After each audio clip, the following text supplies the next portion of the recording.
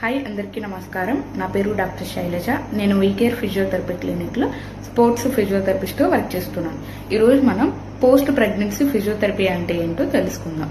Post pregnancy physiotherapy అంటే delivery అయిన తర్వాత మన శరీరాన్ని సాధారణ స్థితికి తీసుకురావడానికి ఫిజియోథెరపీ ఎలా ఉపయోగపడుతుంది అంటే మన బాడీని స్ట్రెంగ్తన్ చేయడానికి, ముడతలను తగ్గించడానికి, మన శరీరాన్ని సరిగ్గా ఉంచడానికి, నొప్పులను తగ్గించడానికి ఉపయోగపడుతుంది.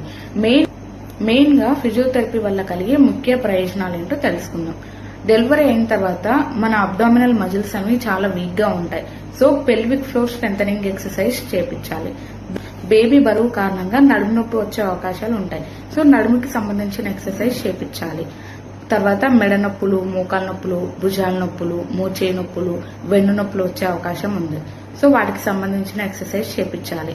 తర్వాత తొడ కండరాలు, లోయర్ అబ్డామినల్ మజిల్స్ అనేవి వీక్ గా ఉంటాయి. సో వాటికి ఎక్సర్సైజ్ చేపించాలి. మన శరీరాన్ని దృఢంగా మెరుగుపరచడంలో ఫిజియోథెరపీ చాలా సహాయపడుతుంది. మెయిన్ గా ఫిజియోథెరపీ ఎక్సర్సైజెస్ ఏం చేపించాలంటే gentle stretching exercises, breathing exercises, diaphragmatic breathing exercises, Kegel exercises అన్నమాట. ఈ కీగిల్ ఎక్సర్సైజ్ చేపించడం వల్ల పెల్విక్ మజిల్స్ అనేవి స్ట్రెంథన్ అవుతాయి. తర్వాత body positioning and holding techniques అనేవి చేపించాలి.